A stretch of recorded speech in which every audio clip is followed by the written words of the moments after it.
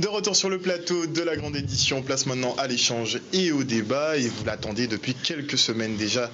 Et il est enfin de retour. Il s'agit de notre spécialiste des humanités classiques africaines, Jean-Philippe Omotunde. Bonsoir. Bonsoir. Bon, vous aviez des conférences, vous aviez des cours à donner. Donc on n'a pas pu effectivement faire d'émission ces dernières semaines. Un agenda un peu chargé. Très chargé même, je dois dire. Même pour vous libérer aujourd'hui, c'est un problème. C'était compliqué, c'est vrai.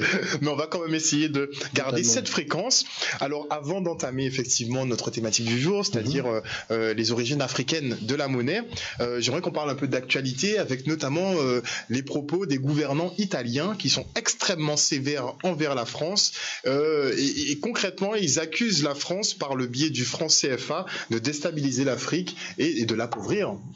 Alors en fait, il faut savoir qu'il y a un certain nombre d'interventions de dirigeants européens et d'analystes aussi qui fustigent la spécificité de la France, notamment sur deux plans, ça il faut le savoir. La première chose, c'est que c'est une cellule privée de l'Élysée qui prend les décisions vis-à-vis de l'Afrique. Et c'est assez surprenant parce qu'on parle d'installer la démocratie en Afrique alors que la décision n'est pas démocratique. Vous voyez, et ça c'est un véritable problème. Donc on connaît toutes les problématiques de la France-Afrique, les cellules privées de l'Élysée et les avions qui décollent, donc en secret la nuit, généralement au Bourget, avec des opérations militaires. Et c'est quand il y a un mort, on apprend que tiens, l'armée française faisait telle opération à tel endroit. Totalement. Et ça, c'est vrai que c'est assez problématique. Pourquoi ? Parce que on donne à une opération non démocratique une espèce de vision médiatique démocratique. Et on apprend toujours les choses a posteriori. Et chose particulière, c'est que l'Angleterre, par exemple, quand elle intervient en Afrique, il faut d'abord discuter au niveau de l'Assemblée. Les choses sont clairement dites avec des objectifs précis. Et on fait le bilan après l'opération. Et c'est vrai que j'ai eu l'occasion d'entendre des dirigeants européens parler de monarchie à la française vis-à-vis de l'Afrique. Parce que tous les pays européens doivent en référer à leur assemblée pour pouvoir prendre une décision quand elle concerne donc d'une façon générale l'étranger. Mais sur l'Afrique, la France, elle est complètement... c'est-à-dire on est vraiment dans la monarchie, le roi prend une décision et on se demande mais quand est-ce qu'il y a eu abolition de l'esclavage, abolition de la colonisation, et ça c'est quelque chose quand même d'assez particulier. Maintenant la deuxième chose c'est la monnaie. La monnaie parce que c'est une monnaie qui est régie dans un système qui est totalement arbitraire. Il faut savoir que cette forme de système monétaire, la France l'a découvert avec Hitler. Parce que c'est Hitler qui avait appliqué à la France et à la Pologne, enfin tous les pays que l'Allemagne nazie avait conquis, ce qu'on appelle le nazisme monétaire avec les fonds de compensation. Et à l'époque, Hitler avait mis le mark à 20 francs. C'est-à-dire quelqu'un qui avait un mark, un Allemand qui avait un mark, ça valait 20 francs. Donc, chose particulière, c'est que en 1945, soir de Noël, qu'est-ce qui va se passer ? Donc, ce sont des responsables français avec le gouvernement français, 3 personnes, vont décider d'instaurer le franc CFA en Afrique, donc sans démarche démocratique, et on va mettre un franc égale 100 francs CFA. Aujourd'hui, avec l'euro, vous imaginez un euro vaut 656 francs CFA. C'est-à-dire que c'est quelque chose d'assez extraordinaire. Vous voyez, parce que comme j'expliquais dans une conférence que je faisais à Toulouse, c'est que c'est un peu comme si vous arrivez quelque part et on vous dit voilà, pour son bien, pour le bien de l'Afrique, la France dit écoutez, je vais fabriquer une monnaie, c'est moi qui vais fixer le taux de la monnaie, je vais même l'imprimer, je vais même lui donner un nom à cette monnaie, et c'est moi qui vais décider tout seul de sa valeur. Et puis, quand je viens acheter quelque chose chez vous, c'est encore moi qui décide du prix et comment on va payer avec l'espèce de monnaie de Monopoly que j'ai mis en place de manière à faire en sorte d'organiser tout simplement le kidnapping et le vol à grande échelle, donc des richesses que vous avez dans votre sous-sol. Et le problème, c'est que quand vous cherchez dans le grand dictionnaire économique des relations internationales, comment s'appelle cette forme de relation économique, ça s'appelle le vol. Purement et simplement, il n'y a pas d'échange. Non, mais c'est-à-dire que c'est pas celui qui achète qui va fixer la monnaie pour celui qui vend, avec la valeur de cette monnaie et décider à quel prix il achète. Ça s'appelle le vol. Il n'y a pas d'autre mot. Bon, maintenant, quand le président italien dit ça, il le dit tout simplement parce qu'il ne faut pas oublier que la décision d'aller nuire aux intérêts donc du gouvernement libyen, de tuer Kadhafi, tout ça, on sait qui est-ce qui était impliqué avec l'Angleterre, mais qui a été à l'origine de la démarche. Et on apparemment la France en première ligne avec Nicolas Sarkozy. En première ligne, et le problème c'est que c'est une catastrophe Ce qui se passe en Libye aujourd'hui est une véritable catastrophe. Et même des hauts responsables américains, leur vie en danger, certains sont tués dans des opérations, des suicides qui sont menées là-bas. Maintenant, ce qui se passe, Kadhafi avait dit que la réponse. Ah oui, non, mais de toute façon, il avait dit que totalement, mais il avait prédit ce qui allait se passer après. C'est-à-dire non seulement l'éclatement du pays, mais l'effritement en fractions. Et on voit que c'est ce qui se passe. Bon, maintenant le problème, c'est que compte tenu du fait que il y a eu un appauvrissement des pays africains régis dans la zone franc CFA. On n'a pas développé une industrie qui permettait de garder les gens chez eux pour tout simplement leur permettre de se faire un avenir professionnel sur place. Eh ben, les gens partent. Les gens partent comme une espèce d'hémorragie. On part par tous les moyens. Alors, il y a beaucoup de migration en Afrique, mais cette migration, on le voit au niveau de la Méditerranée. Et la chose, c'est que la France, qui est responsable de la situation, on ne va pas se leurrer, la France qui est responsable de la situation veut partager la responsabilité avec des pays qui n'ont rien à voir avec ça. C'est pour ça qu'il contre-attaque. C'est pour ça qu'il contre-attaque et en disant, mais est-ce que vous avez remarqué que lorsqu'il s'agit de retranscrire exactement ce que le responsable politique italien a dit, on voit bien que les journalistes français ont du mal à dire, voilà, il a dit ça, il a attaqué à tel niveau, parce qu'ils savent que ce sont des sujets sensibles, ils savent qu'il y a une fronde au niveau de la jeunesse africaine sur le plan panafricain, pas simplement en Afrique, mais sur le plan mondial, sur le problème du franc CFA, et qu'il est temps que ça cesse. C'est-à-dire que franchement, cette monnaie-là, il faut y mettre un terme, parce que c'est une monnaie coloniale, c'est une monnaie qui nuit aux intérêts de l'Afrique, et pour vous expliquer quelque chose, c'est que quand l'Afrique vend quelque chose à un pays étranger, la monnaie est directement, c'est-à-dire le flux financier de la transaction, va directement sur le compte donc du Trésor français, qui va régir donc à la fois la conversion de la monnaie, et ensuite garder une partie de la somme, donc 50% du montant de la transaction, donc après la conversion de monnaie, et ce n'est que finalement 40% que l'Afrique aura. On avait justement ces révélations qui venaient de journaux allemands qui disaient que la France justement percevait à peu près 400 milliards d'intérêts sur l'Afrique par an. Ah oui, parce qu'avec les comptes de compensation, c'est des milliards qui sont là-bas. Et la problématique, c'est que l'Afrique a besoin de cet argent-là pour faire le développement. Alors pourquoi on se retrouve au troc? Pourquoi la Chine est si critiquée par l'État français? Tout simplement, vous savez, moi, je dirais, j'ai eu l'occasion d'assister à une scène assez ubuesque, c'est-à-dire qu'il y avait une réunion de gros investisseurs des pays du Sud qui s'étaient réunis à Paris. Et moi, j'essayais de faire valoir un peu le fait d'aller dans certains pays africains où il y avait des gens qui étaient formés tout à fait à même de faire tourner une industrie qui voudrait bien implanter là-bas. Et ces gens qui sont je dirais, des investisseurs industriels des pays du Sud, quand on leur a fait la proposition de l'Afrique, ils m'ont dit, mais non, pas question, autant enrichir l'État français. Parce que vous savez bien qu'avec le problème du franc CFA, autant aller investir cette usine en France et ne même pas parler de l'Afrique. Et c'est là que vous voyez que des intérêts, je dirais, industriels qui voudraient se développer au niveau de l'Afrique, se disent, oula, il faut surtout pas y aller parce que ça équivaut à faire une industrie française. Ou bien ils choisissent l'option de prendre des anciennes colonies, par exemple anglaises. Oui, c'est-à-dire qu'elles se développent beaucoup plus vite. C'est-à-dire qu'on s'aperçoit bien qu'il y a une énorme différence entre les anciennes colonies anglophones, les anciennes colonies francophones, mais il y a aussi les lusophones. Quand vous voyez l'Angola, ce qui se passe avec, je dirais, cette manne pétrolière qui permet de se développer, et il y a une chose quand même qui est assez symptomatique, c'est que chaque fois qu'il y a des élections à problème, c'est dans l'espace francophone. C'est-à-dire, dans l'espace francophone, il y a un problème d'élection. C'est-à-dire, les élections, c'est toujours du grand n'importe quoi. Et franchement, c'est-à-dire que on voit bien que ce grand n'importe quoi là vient bien de quelqu'un, de quelque part. En tout cas, on voit que là-dessus, vous avez une espèce d'élite qui n'est pas si nombreuse que ça, mais qui a décidé que l'Afrique c'est son porte-monnaie. Vous voyez, c'est-à-dire c'est son petit porte-monnaie privé, c'est un jeu à la Benalla, on n'a pas de compte à rendre à personne et on fait un peu ce qu'on veut. Est-ce que vous voyez ce que je veux dire par là? On est dedans. Et la chose, c'est qu'il a raison de taper du pied sur la table. Il a raison, ce monsieur, de remettre, je dirais, le service 3 pièces sur la problématique du franc CFA et que ça soit un dirigeant européen qui le dise clairement. Mais il n'y a pas que lui qui le dit. Lui, il a dit ouvertement, mais en fait, beaucoup le pensent, oui. Je dirais, d'une façon générale, j'ai déjà entendu des déclarations qui montrent bien que les gens ne sont pas dupes. Vous voyez, parce que prenons l'exemple, par exemple, de l'Allemagne. L'Allemagne se développe, elle n'a pas de colonie. Et on parle de l'amitié franco-allemande, de l'économie franco-allemande, mais les Allemands même disent quoi? Vous avez des colonies, c'est vous qui courez après l'Allemagne. Nous, est-ce que... En plus, la France a récupéré les colonies allemandes. Mais justement, la France est considérée comme le dernier pays colonial au monde. Mais bien sûr. Alors, on fait la francophonie, on veut partager sa langue, mais quand il faut partager les richesses, comme par hasard, on fait la cupidité. Vous voyez? Et vous avez des gens qui vont se vautrer dans la francophonie et qui ne voient pas que le problème, c'est qu'il y a quand même des accords financiers à renégocier, il y a des choses à voir à ce niveau-là, et qu'on peut pas faire la francophonie quand on vous pille dans votre dos. C'est pas possible. On est en train d'appauvrir votre peuple, on vous empêche de vous développer avec des infrastructures modernes, et vous êtes en train de dire oui, on va faire la francophonie. C'est quoi cette affaire?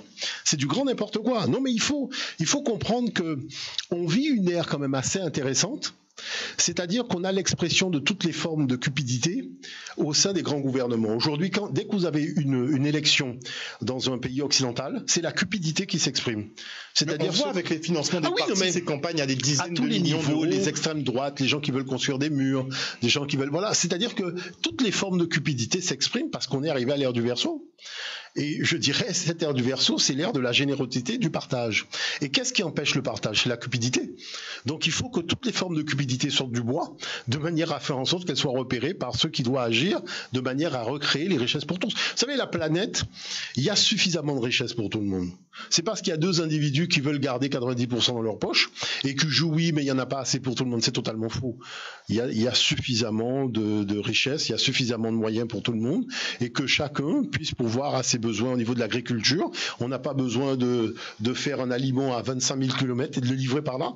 L'agriculture, c'est un poste économique comme un autre qui permet de créer des emplois et de développer les savoir-faire locaux par la grosse transformation. Ouais, mais donc tout ça, c'est important. Si on souhaite développer l'emploi, si on souhaite développer l'agriculture. En tout cas, là, il y a une chose qui se pose, c'est que devant, je dirais, ces fuites migratoires qui sont énormes et qui s'exposent maintenant aux caméras médiatiques, mais bien sûr, et qui s'exposent aux caméras totalement qui s'exposent aux caméras médiatiques, eh ben plus personne ne peut dire je ne savais pas ou je n'ai pas vu. Et il y a un caractère totalement dérangeant parce qu'on sait que derrière c'est quand même cette mafia afrique qui est aux manettes et qui ne permet pas en fait à l'Afrique d'avoir des infrastructures qui lui permettent de garder ses habitants. Et c'est ça c'est véritablement. Alors on parle de forum de Davos, forum de tout ce qu'on veut. Il y a que des vieux purs, mais dans la réalité, on voit bien qu'il y a une forme de cupidité occidentale et il faut le dire franchement, il y a une cupidité occidentale qui s'exprime depuis le 15e siècle et il y en a marre à la barre, c'est tout. Alors Kadhafi avait un vœu qui se rapprochait effectivement de la volonté de Marcus Garvey de construire ces États-Unis d'Afrique. Pour arriver à concrétiser son projet, il avait cette banque africaine, cette banque centrale africaine qu'il voulait créer, puisque de toute façon, vous l'avez démontré tout à l'heure, l'argent c'est le nerf de la guerre, puisque la France détient le patrimoine financier de l'Afrique, elle contrôle directement l'Afrique. Monnaie, et on en vient maintenant à notre thématique, monnaie qui concrètement vient d'où? Voilà, c'est-à-dire que là le paradoxe, c'est un sacré paradoxe, c'est que la monnaie c'est une invention de l'Afrique noire. Et je dirais que c'est quand même une sacrée audace quelque part, et c'est pour ça que je m'appuie sur un ouvrage que j'ai écrit, vous voyez, la monnaie. Parce que c'est important de montrer que la monnaie est née à l'époque de la construction des pyramides. D'accord. Alors, la chose, c'est que comment j'en suis arrivé, en fait, à m'intéresser à la monnaie? Bon, la première chose, c'est que le discours historiographique sur l'histoire de la monnaie est totalement, je dirais, c'est une escroquerie intellectuelle à grande échelle. Vous voyez, comme par hasard, la part belle est faite aux Grecs. Encore une fois. Je dirais là, c'est quand même un peu beaucoup. C'est peut-être la goutte qui fait. Tout s'est créé à l'époque de la Grèce. C'est un peu, je dirais, c'est la goutte qui fait déborder le vase. Bon. Les Grecs, on le rappelle, n'ont pas inventé le grec. Totalement. Mais chose qui est particulière, c'est que en regardant un documentaire à la télévision, je vois que le documentaire aborde la problématique du fait qu'il n'y avait pas d'esclaves en Égypte ancienne, mais des ouvriers qui étaient rémunérés. et notamment ces ouvriers qui avaient construit les pyramides. Alors la thèse ancienne, c'était de dire que il y a donc tout simplement eu une activité esclavagiste qui a fait que ces gens donc qui étaient en esclavage, que ce soit de l'Orient, du Proche-Orient ou du Soudan, ont servi à construire des monuments en Égypte. Mais le problème, c'est que face à la technicité, à la précision des monuments, les gens se sont dit non, faut être quand même honnête. Soit le gars est un ingénieur en architecture avant d'être esclave pour réaliser un tel monument, soit il faut arrêter de parler d'esclaves et commencer à tout simplement parler de chefs de chantier, d'ingénieurs, d'architectes. Il s'est avéré que quand j'avais été il y a quelques années de cela donc au pied des pyramides, il y avait un espace qui était comme une espèce de village à côté où il y avait des tombes. Et dans ces tombes, c'était les tombes des ouvriers. Et dans les tombes des ouvriers, qu'est-ce qu'on a découvert? On a découvert tout simplement les titres, des titres donc des grands architectes, des inspecteurs de travaux. Et là, on s'aperçoit qu'on avait affaire à des gens qui étaient rémunérés. Et on a trouvé des fiches de paye. D'accord. Donc là, je me suis dit non, là ça vaut le coup de commencer à mener une investigation, parce que si ce ne sont pas des esclaves qui ont construit les pyramides, ce sont des ouvriers, ben ils étaient payés comment? Donc voilà comment la chose a commencé. Et c'est un ami économiste africain, François Dingwe, qui me dit mais il y aurait un professeur spécialiste un peu des monnaies dans l'histoire, de l'historiographie de la monnaie, Madame Balmus, qui aurait dit qu'on aurait trouvé la première transaction financière de l'histoire. Un sabot passa à travers le toit voûté d'une tombe scellée au temps des pharaons. Alors, chose particulière par rapport à ça, c'est que là, on rentre véritablement dans la déconstruction de deux mythes. Premièrement, le fait que l'Égypte employait des esclaves pour concevoir des bâtiments. La chose, c'est que dans le vocabulaire de l'Égyptien ancien, le mot esclave n'existe pas. Par contre, le mot argent existe. Les mots tels que transaction financière, tout cela existe. Le salaire et sous, tout ça existe. Donc, on arrive là à quelque chose de relativement intéressant. C'est comment peut-on imaginer, et ça c'est la deuxième question que je me suis posée lorsque j'ai commencé à regarder vraiment ce qui se disait. Vous imaginez que quelqu'un en Afrique impériale, à l'époque dans un grand royaume, descend sur le marché avec ses coris, donc ses coquillages, et il veut acheter 4 bœufs. Et le vendeur lui dit que si vous voulez acheter 4 bœufs, il faut savoir qu'un bœuf, c'est 4000 coris. Donc ça veut dire que je vais m'asseoir là et je vais passer toute la journée, j'ai rien à faire. Je vais passer ma journée à compter des coris pour lui donner 16 000 coris. Mais j'ai pas de temps à perdre à faire ça, mon cher ami. Ce qui veut dire de fait, parce que l'humanité quand même a de l'intelligence, il y avait de la monnaie qui, dans des étalons, c'est-à-dire une pièce de monnaie valait 1000 coris. Donc, au lieu de compter 1000 coquillages, je lui donne une pièce. Donc, et comme je veux acheter 4 bœufs, donc je donne 4 pièces. Et comme ça, je règle ma transaction en une fraction de seconde. Mais la chose, c'est que il y a un caractère tellement excessif dans le discours historiographique de l'Occident sur l'Afrique. Et il y a une chose que je ne comprends pas, c'est comme si tous les cerveaux sont éteints. Mais c'est une escroquerie intellectuelle, cette affaire. C'est évident. Et quand j'ai commencé à m'intéresser à ça, j'ai vu qu'il y avait un échelonnage monétaire, des étalons monétaires, qui permettaient tout simplement d'éviter à passer tout un mois à compter des coris. Vous imaginez, vous voulez acheter une maison, on vous dit c'est 16 000 coris, je vais passer quoi tout le mois, j'ai rien à faire, j'ai pas d'enfants à m'occuper, j'ai pas de bœufs à m'occuper, je veux compter 16 000 coris. Mais on va où là? Forcément, donc forcément, bien sûr, il y a une pièce qui vaut pour 10 000. Vous voyez ce que je veux dire par là? Et tout ça, j'ai trouvé j'en parle dans l'ouvrage. Hein. Et donc ces équivalents monétaires. Donc qui fait que ce qui est important pour arriver à comprendre le caractère excessif de cette histoire, c'est tout simplement de regarder un résumé que j'ai amené. On va marquer une petite page de pub avant et on revient tout de suite avec Jean-Philippe Omotunde. De retour sur le plateau de la grande édition, nous continuons ce cours d'anthropologie sur l'origine de la monnaie, d'origine africaine de la monnaie, avec Jean-Philippe Omotunde. Donc vous nous présentiez un deuxième document juste avant la pub. Totalement. C'est-à-dire que le but du jeu, c'est d'arriver à résumer le récit qui est délivré aux jeunes générations lorsqu'on parle de la monnaie. Et la problématique de fond, on voit bien l'intention malsaine de marginaliser l'Afrique noire du cours de l'histoire intellectuelle de l'humanité. Moi, c'est important quand même de dire que c'est vrai qu'il faut pouvoir expliquer et réexpliquer. Moi, ma problématique de fond, c'est que lorsque les choses sont présentées dans le cadre scolaire à un enfant, le monde noir n'existe pas. Et ce n'est pas possible. Parce que le monde noir est à l'origine de 99,99% des choses, et on le verra encore la semaine prochaine, puisque je souhaite bien que ce médecin, avec lequel donc on a travaillé sur l'origine africaine de la médecine et qui a écrit un ouvrage là-dessus, qu'il puisse venir jeudi prochain présenter son ouvrage ici. Pour que les gens puissent comprendre que nous ne parlons pas en l'air, nous avons des matériaux. Nous avons des matériaux qui prouvent la volonté de tromper. Et justement, c'est intéressant de partir de ce récit donc médiatique de l'histoire de la monnaie pour comprendre au fond quel est le problème. On passe donc au deuxième document.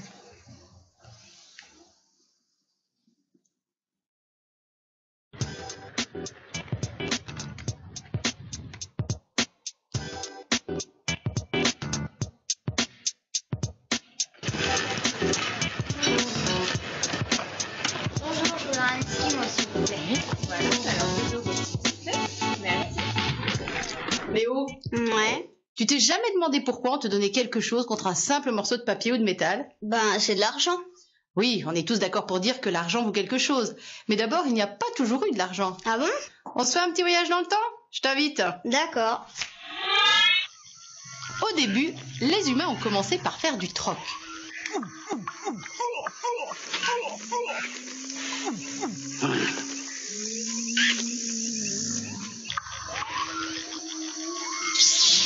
Seulement, les sardines, ça ne se conserve pas très bien. Alors on a eu l'idée de faire les échanges avec des objets qui se conservaient mieux. Comme du blé, par exemple. Mais à la longue, ça pouvait être lourd. On a aussi pensé à utiliser des objets plus légers, comme des plumes rares ou des coquillages. On disait, un beau poisson vaut une plume de perroquet, qui vaut 10 bananes ou un collier de fer. La plume était devenue une monnaie d'échange. On avait en quelque sorte inventé la monnaie. À l'école, quand on était petit, on faisait ça avec les billes. Un calot, ça en valait 5 petites. L'ennui, c'est que tu peux toujours essayer d'aller acheter une glace avec tes billes. Les billes ou les plumes, ça n'a pas forcément la même valeur pour tout le monde.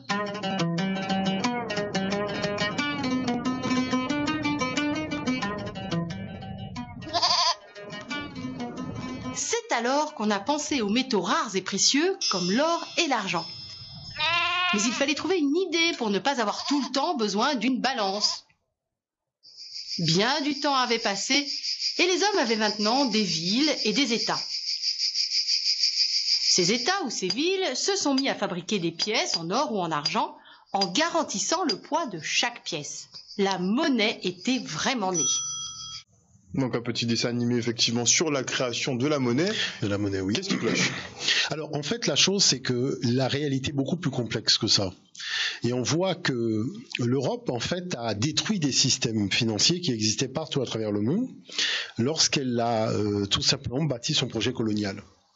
Et lorsqu'on commence à s'intéresser à tout ça, on voit que, par exemple, en Afrique, les grands empires de l'Afrique impériale avaient des systèmes monétaires, frappaient de la monnaie avait un nom, il y avait véritablement des rapports de proportion de monnaie, et la monnaie, c'était déjà du métal, et la monnaie, c'était déjà aussi de l'or, de l'argent, du cuivre, du fer, mais aussi des tissus, des objets tels que de l'ivoire et autres.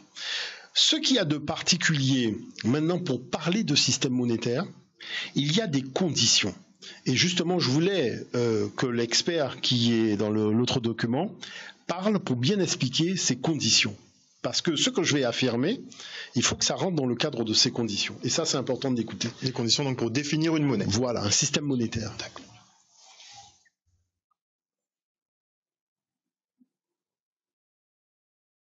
Un sujet, l'histoire de la monnaie, une question, l'évolution des instruments monétaires du Moyen-Âge à nos jours.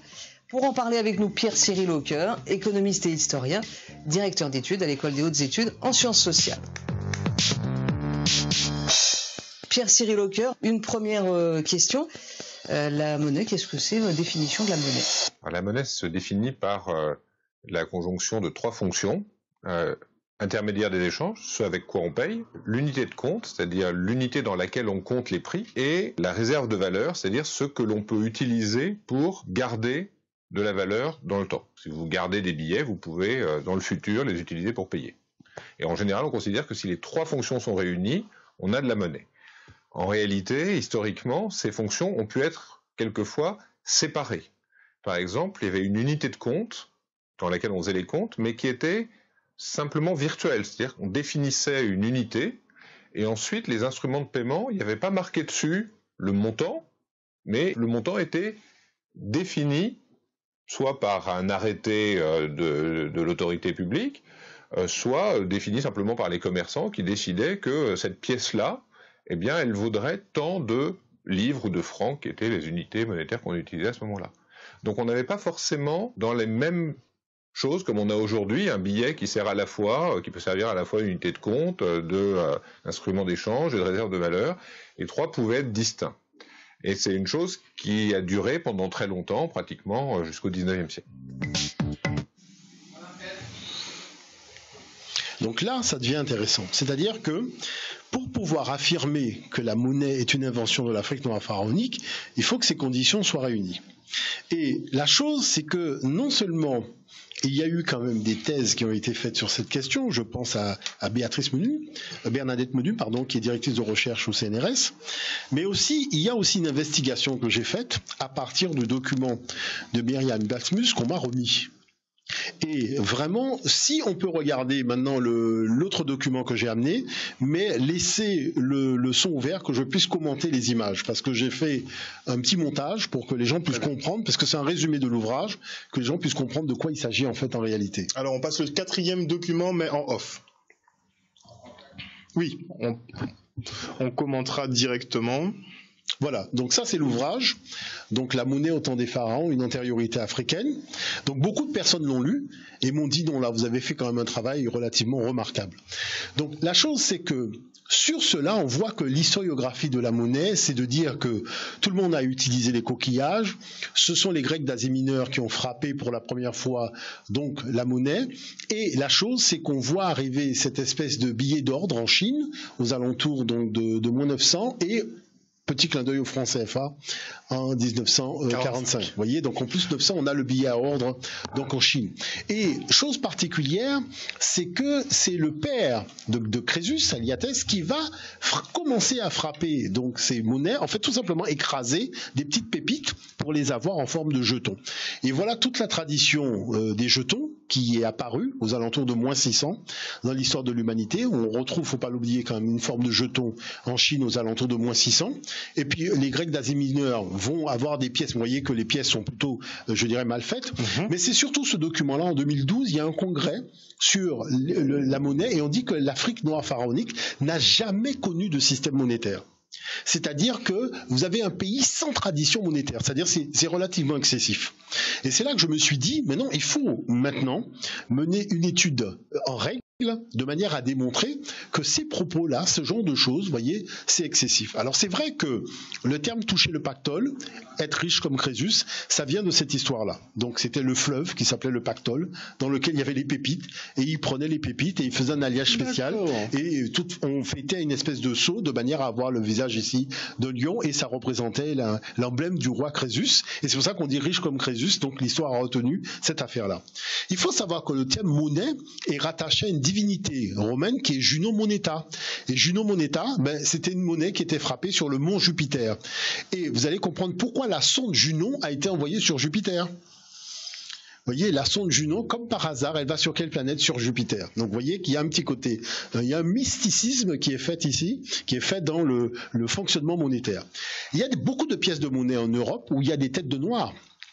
Parce que beaucoup de Noirs étaient tout simplement rois d'un certain nombre de cités, et ceux qui faisaient de l'aide humanitaire à l'Europe, les Européens même disent qu'on frappait la tête du roi africain qui avait aidé la cité, par exemple à Athènes, quand il y a eu des crises de famine. Regardez la toute première pièce de monnaie d'Athéna, vous voyez bien qu'elle a ses traces africaines, parce qu'il ne faut pas oublier que c'est un roi africain qui a fondé la ville d'Athènes. C'est pour ça que quand vous voyez la numismatique, vous avez cette pièce de monnaie avec cette femme africaine. Bon, maintenant le système monétaire, c'est qu'il faut que le système soit un moyen de paiement et d'échange, donc le support, il faut une unité de compte, donc qui est transversale, et une réserve de valeur. Et entre le vendeur et l'acheteur, il faut qu'il existe la notion de valeur. Ça coûte combien? Ça vaut combien? Et c'est là qu'on peut commencer à parler véritablement de système monétaire. Bon, chose particulière, c'est qu'à aucun moment on vous dit comment était le système mathématique des Grecs d'Asie mineure, alors que cette information, on l'a pour l'Afrique. On sait comment était la métrologie. Vous avez par exemple ici l'invention de la règle, donc qui permet d'avoir, et notamment un ouvrage sur les mathématiques que j'ai mis, et le système de numération qui permettait de compter et qui permettait de faire toutes les équations à 1 degré, une inconnue et tout ça que nous avons dans le patrimoine mathématique. On ne va pas nier qu'il y a eu du troc, parce que effectivement dans mon ouvrage je souligne des scènes de troc que je traduis même à partir de l'égyptien ancien, où des sandales sont échangées, vous voyez, et c'est important de voir que oui, il y a eu du troc. Sauf qu'au 3e millénaire, on voit apparaître le premier étalon monétaire de l'histoire de l'humanité, qui est le chati, avec une transaction financière, c'est-à-dire quelqu'un qui dit avoir acheté une tombe pour 10 chatis, c'est-à-dire j'ai payé en chati. 10 chatis, avec donc tout simplement 4 chatis pour un lit et 2 étoffes de tissu valant 3 chatis chacun. Donc qu'est-ce qu'on s'aperçoit? Le chati est un anneau d'argent de 7,6 grammes, normalisé par le trésor pharaonique. Et les experts commencent à rentrer en disant mais on aurait dit que finalement il y a vraiment un système monétaire. Et c'est Jacques Pirenne qui va dire que mais sur une scène, il y a quelqu'un qui dit tiens, voici pour toi un chat, cette excellence étendue, et le chat est l'étalon monétaire lui-même. C'est-à-dire que là, on n'offre plus de marchandises, mais on règle la transaction avec l'étalon lui-même. Et c'est là qu'on affirme que la monnaie est née. C'est-à-dire qu'on peut payer une transaction avec un étalon, mais qui est un anneau. C'est pas un jeton. Et donc, on voit sur les scènes donc des fonctionnaires pharaoniques des choses qui sont tout simplement les anneaux d'argent. Les anneaux d'argent, les anneaux d'or et les anneaux de cuivre qui n'ont pas la même valeur. Voyez? Et au Moyen Empire, qu'est-ce qui va se passer? Dévaluation de la monnaie. Eh bien, on va avoir un débène qui est le débène d'or qui vaut un demi-débène de cuivre. Donc la monnaie est dévaluée puisque c'est une grande période de trouble à ce moment-là. Et donc, chose particulière, c'est que quand on va rentrer au Nouvel Empire, la monnaie va être, mais alors là, réévaluée. Pourquoi? Parce que le débène de l'époque vaut 12 chatis. Vous vous rendez compte? L'étalon monétaire était un chati à l'époque, et au Nouvel Empire, donc vers moins 1600, eh bien, on a un étalon qui vaut 12 chatis, donc on va appeler seignou. Regardez le vocabulaire, vous voyez, on a edge qui veut dire l'argent, qui est déjà le métal argenté, vous voyez, donc vous avez vraiment les étalons monétaires, le chati, le débène, vous voyez, avec les différentes appellations du débène au fur et à mesure que le temps va passer. Vous avez sounet, qui est le verbe commencer, vous voyez, commercer, vous voyez, vous avez le prix aussi, hein, soun, commercer, sounet, le prix, issou, qui est le salaire. Ici, vous avez tous les termes comptables, le solde de tout compte, le prix, soun, le prix d'une marchandise, voyez, montant total d'une somme, somme des totaux. Donc, on a vraiment, parce que la comptabilité est née en Égypte pharaonique, ça, il ne faut pas l'oublier. Le journal comptable, la comptabilité. Et voilà que l'Afrique va frapper des monnaies en jetons, avec les pharaons Nectanebo. Voilà ce qu'on appelle le Doumtefer, qui sont des pièces d'or, qui sont des pièces en jetons. Voyez, et voilà encore. Et qu'est-ce que dit Bernadette Menu? Elle dit, mais les 3 fonctions de la monnaie, donc la théorisation, l'évaluation et l'échange transactionnel, ces 3 fonctions étaient assurées en Égypte antique. Ce qui veut dire qu'on avait un système monétaire. Et regardez cette pièce de monnaie. Vous savez où on a trouvé cette pièce de monnaie africaine? En Australie. D'accord. Une pièce, donc, en forme de jeton, qui a été trouvée en Australie.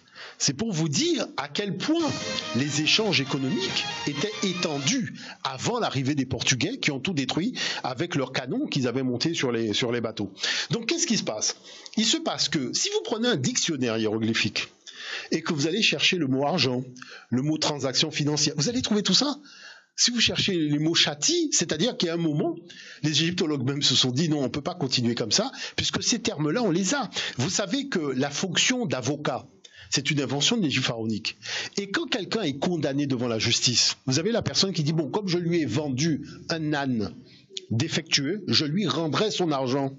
C'est-à-dire que vous avez carrément devant le juge, celui qui a été accusé s'engage à rembourser, donc c'est-à-dire je rembourse la valeur du bien ou je lui remets son argent.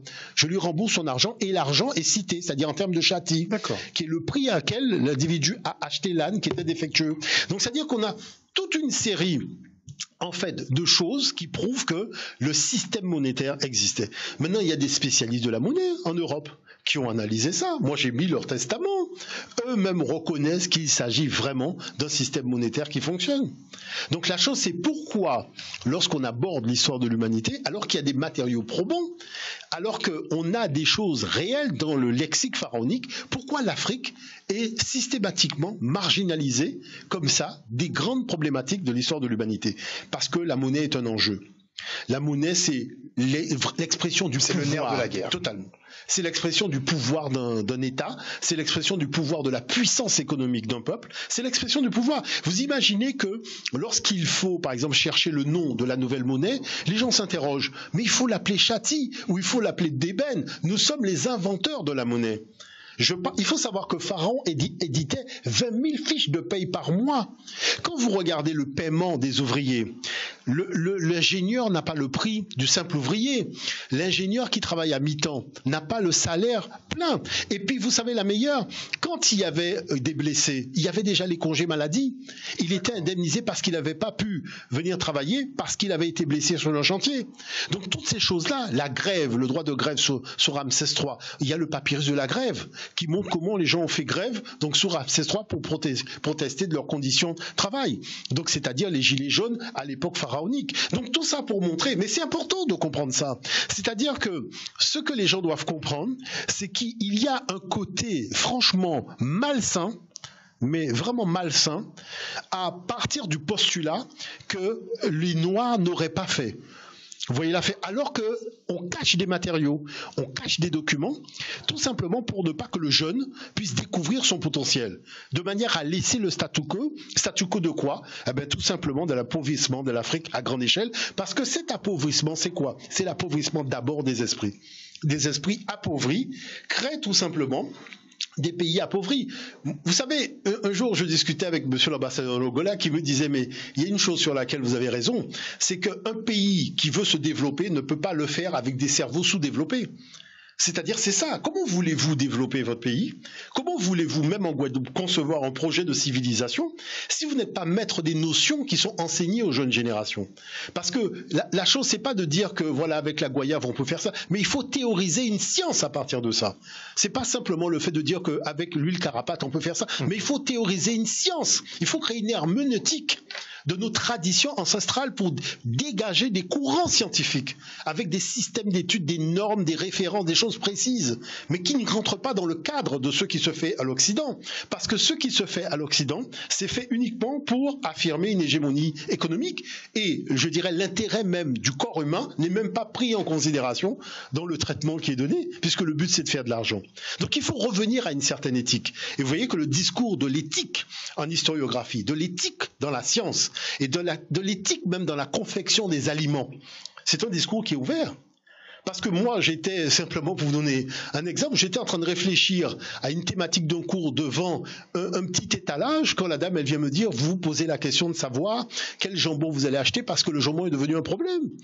Et je lui dis, ah bon, pourquoi vous me dites ça? Elle me dit, oui, parce que vous voyez, ici, là, il y a 25% de jambon, tandis que là, il y a 45% de jambon. J'ai dit, mais à 25% de jambon, pourquoi ça s'appelle jambon?